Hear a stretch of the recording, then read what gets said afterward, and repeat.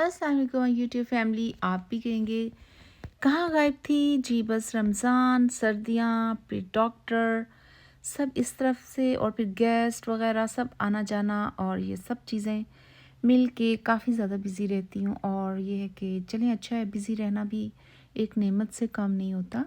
कुछ लोग ऐसे भी होते हैं जो फ़ारिग रहना पसंद करते हैं, बट मेरे लिए बिज़ी रहना बहुत अच्छा लगता है मुझे। इससे क्या होता है कि टाइम भी जल्दी गुजर जाता है और आप प्रोडक्टिव भी काफ़ी शो कर होते हैं अपने आप को।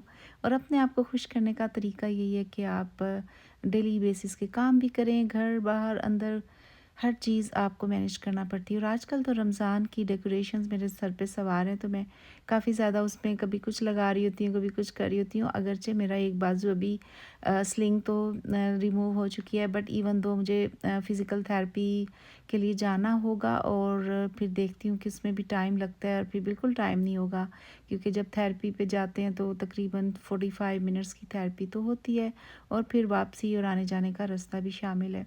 तो कौन है जो इस तरह से फ्रैक्चर ज़्यादा बाजू के साथ घर के काम ये वो सब कुछ करना बाहर अंदर, और ये सब मुश्किल होता है। लेकिन ये कि यहाँ पे हेल्प मशीन्स ही होती हैं, और अगर आप दूसरों को लेंगे तो उनकी टाइमिंग्स और उनके अखराजात अपनी जगह होते हैं। कुरान पाक पढ़ना चाहिए रमज़ान में, और मैं ये देख रही थी कि इसमें कितना साफ़ लिखा हुआ है कि रोज़े फ़र्ज़ किए गए हैं, तो हमें भी चाहिए कि रोज़े फ़र्ज़ हैं, इनको आपने पढ़ना है, कोई बहाना नहीं है। वैसे तो इतनी आसानी है कि मैं पढ़ रही थी, अगर आप कुरान को तर्जुमे के साथ पढ़ें तो आपको सारी चीज़ों का पता चल जाता है कि इतनी आसानी भी दी हुई है, फिर भी लोग रोज़ा ना रखें तो फिर हैरत की बात है। एनीवेज़, हर एक का अपना मसला है, जो रखते हैं और जो नहीं रखते सब अल्लाह के लिए है। बाकी ये है कि यहाँ पे अमेरिका में आजकल आपको पता ही हालात इतने चेंज होते हैं। यहाँ पर तो ऐसे हालात दिन ब दिन चेंज हो रहे हैं और ऐसा लगता है कि ओवरनाइट चीज़ें चेंज हो जाती हैं। और महंगाई, चीज़ें, रमज़ान सब साथ साथ चल रहा है।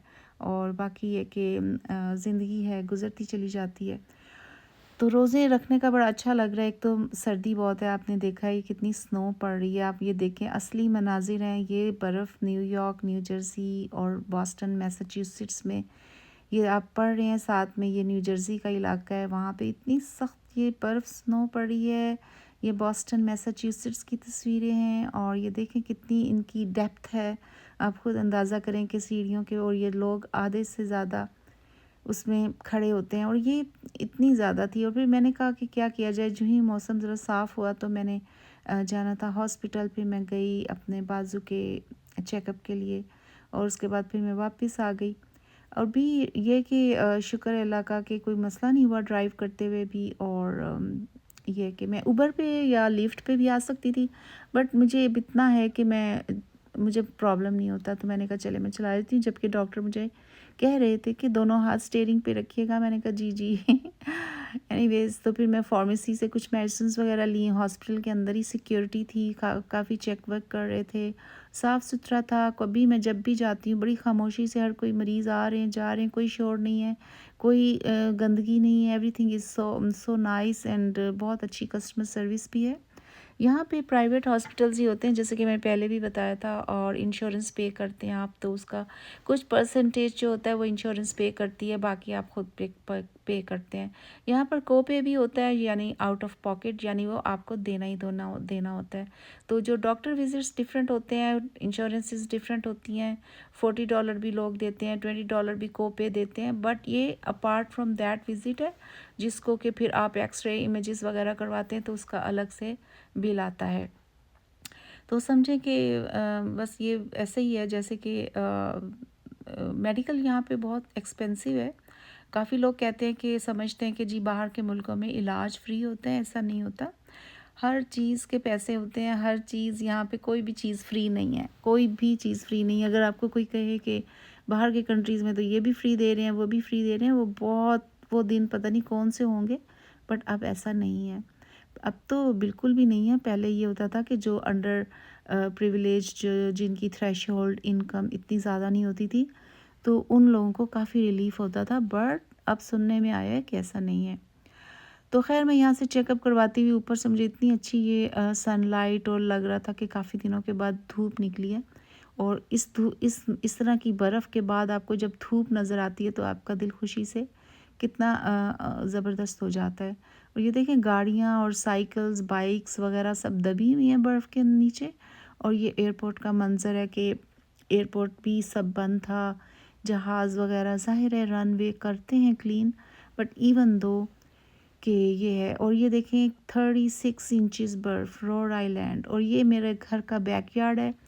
जो ही मैंने बाहर देखा तो हिरन ने सोचा कि मैं क्यों ना पत्ते खाऊं, बर्फ़ खाऊं, आई डोंट नो, इतना ये एंजॉय कर रहा था और मैं इसको देख रही थी कि ये क्या इतनी सर्दी में या पत्ते खा रहा है या बर्फ़ खा रहा है, कर क्या रहा है। और ये इतना क्यूट लग रहा था, और साथ में गेस्ट भी थे, बच्चे थे, बड़े एंजॉय कर रहे थे इसको। और ये अक्सर आ जाते हैं और छलांगे लगाते हुए आप देखिएगा भाग भी जाते हैं। ये बड़े कॉन्शियस होते हैं, बहुत बेज़रर होते हैं, बट डरपोक भी होते हैं। ज़रा इन्हें कुछ भी ना कहें, अगर इन्हें कुछ खाने को भी देना चाहें तो ये भाग जाते हैं। और पीछे बहुत ज़्यादा थे, और ये देखें बिल्कुल मेरे बैकयार्ड का आप हाल चेक करें कि आपको खुद सर्दी लगनी शुरू हो गई होगी ये देख के हुए। और मैं खुद अब सोच रही हूँ कि आजकल चूँकि स्नो क्लियर हो गई है, ये ज़रा मेरी पुरानी वीडियो है, मतलब कि लास्ट वीक की आप समझ लें। ये लास्ट वीक की थर्सडे या फ्राइडे की बात है और आज संडे है। तो समझे कि ये उस दिन की बात है। उसके बाद भी स्नो पड़ी है, बट मैंने वीडियो नहीं बनाई थी, तो मेरे कुछ क्लिप्स रह गए थे। मैंने सोचा कि मैं थोड़ा सा ठीक होती हूँ तो फिर मैं आप लोगों को साथ शेयर करती हूँ। और रमज़ान का टाइम इस तरह ही दिन छोटे होते हैं, नमाज कुरान पढ़ते हुए, और इस तरह से फिर स्नो में आप बड़े महदूद हो जाते हैं कि आप बाहर नहीं जा सकते। एनीवेज़ यहाँ पे ग्रोसरीज़ ऑनलाइन भी हो जाती हैं, घर भी डिलीवर हो जाते हैं। लेकिन ये मौसम इतना ज़्यादा ख़राब था कि कई स्टेट्स में तो उन्होंने ट्रैवल बैन किया हुआ था कि बिल्कुल बाहर सड़कों पे नज़र ना आए। और यहाँ पे ये बस ये मेरा फ्रंट ड्राइवे है, ये भी हर जगह बस अब थोड़े ही दिनों में स्प्रिंग आएगा और देखेंगे कि ये कितने खूबसूरत पत्ते वगैरह खिलेंगे। ये भी हल्की हल्की फुहार सी जैसे स्नो की पड़ रही थी, और तो मैंने कहा चलें आपको दिखाते हैं ये भी मन्नाज़िर। और क्या है कि बस ये रमज़ान की मुझे डेकोरेशंस अच्छी लगी थी, आजकल काफ़ी कॉमन भी हो रही हैं।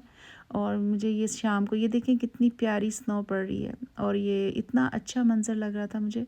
शुक्र है मैंने कैप्चर कर लिया है। देखिए स्नो जैसे बारिश है ना, आपको नज़र आ रही होगी। स्टार्ट हुई है, अब देखते हैं कब ख़त्म होती है। बस यहाँ पे यही सिलसिला रहता है। यहाँ की कुछ स्टेट्स काफ़ी गर्म हैं, जबकि मैं उनके जब व्लॉग्स वगैरह देखती हूँ तो मैंने उनको पूछा कि आप तो स्विमिंग पूल जा रहे हैं, और यहाँ चलें ठीक है, माना कि सर्दियों वाले स्विमिंग पूल भी होते हैं और गर्मियों वाले भी होते हैं, बट उनकी ड्रेसिंग वगैरह बाहर रोड्स पे शॉपिंग वाले, मैंने कहा ये कैसे, आप कौन सी स्टेट में रहते हैं।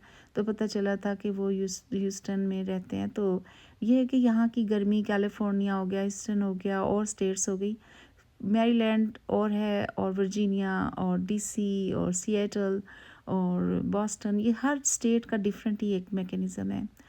एयर फ्रायर में मैंने क्या रखा था, आई थिंक मैंने चिकन मैरिनेट किया हुआ था, फिर मैंने उसको रखा था ताकि कुछ चीज़ें अच्छी बन जाती हैं। मुझे तो एयर फ्रायर की चीज़ें बहुत जल्दी बनने, मुझे ऐसा लगता है जैसे जल्दी बन जाती हैं, और बहुत कम खलारा भी डलता है।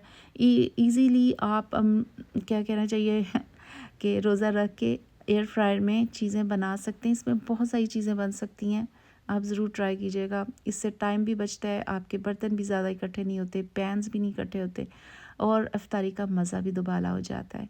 और ये फिर दूसरे बार के क्लिप्स हैं जब धूप निकली थी और स्नो साफ़ हो चुकी थी।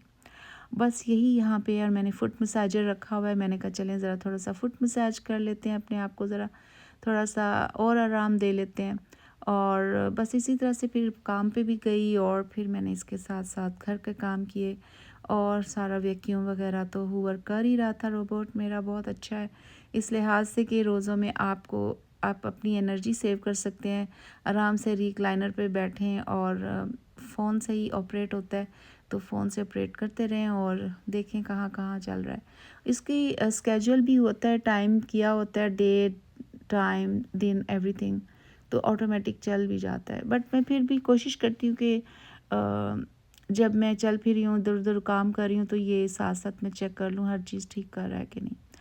और ये बस सब ऐसा ही है, और इस तरह से बस घर की सफाई, घर के काम, और ये सब चीज़ें तो कभी ख़त्म ही नहीं होती, ना बर्तन ना काम। तो ये कहते हैं कि जी ज़िंदगी होनी चाहिए, काम तो ख़त्म होते हैं या नहीं होते, लेकिन ज़िंदगी जो है होती है ना, वो होनी चाहिए। और इसके अलावा क्या चल रहा है आजकल, तो कोई बस कोई मुश्किल से ये जो मॉर्निंग शोज़ वगैरह लगते हैं, या जो सहूर और ये जो मैं पाकिस्तान में सुनती हूँ अफ्तारी के शोज़ होते हैं, ये कैसे, ये लोग कैसे मैनेज कर लेते हैं देखना? मीन्स कि मुझे कोई बताए कमेंट्स में कि टाइम तो होता नहीं है, और अफ्तारी के बाद वैसे ही नमाज और तरावी का टाइम होता है, तो कौन ये शो देखता है? और सहरी के टाइम तो नींद भी और साथ साथ सहरी भी खानी होती है। तो आई डोंट थिंक सो, क्या लोग देखते हैं? आप मुझे ज़रूर बताइएगा। जब मैं पाकिस्तान में थी, मुझे याद है, सहरी तो नहीं, अलबत्ता अफ्तारी के शो ज़रूर देखा करते थे।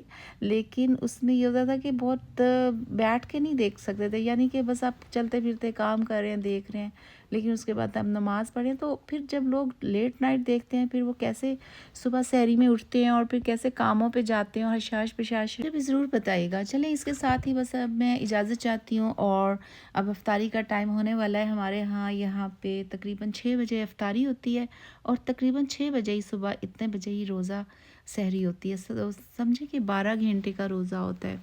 आप लोग कमेंट्स करें, बताएं आप लोगों के कंट्रीज़ या आप लोगों के सिटीज़ में कितने कितने घंटे का रोज़ा होता है, और कहाँ कहाँ से आप देख रहे होते हैं मुझे।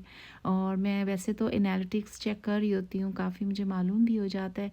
बट आजकल क्या है कि मैं एसईओ में कोई उसको काफ़ी ज़्यादा नहीं कर रही अपने चैनल की, तो इतना टाइम नहीं मिला। बट आई एम श्योर कि पिछली वीडियोस की और इस वीडियो की मैं ज़रूर एसईओ करूँगी। पासपोर्ट दिखाने का मकसद है, मैं कहाँ जा रही हूँ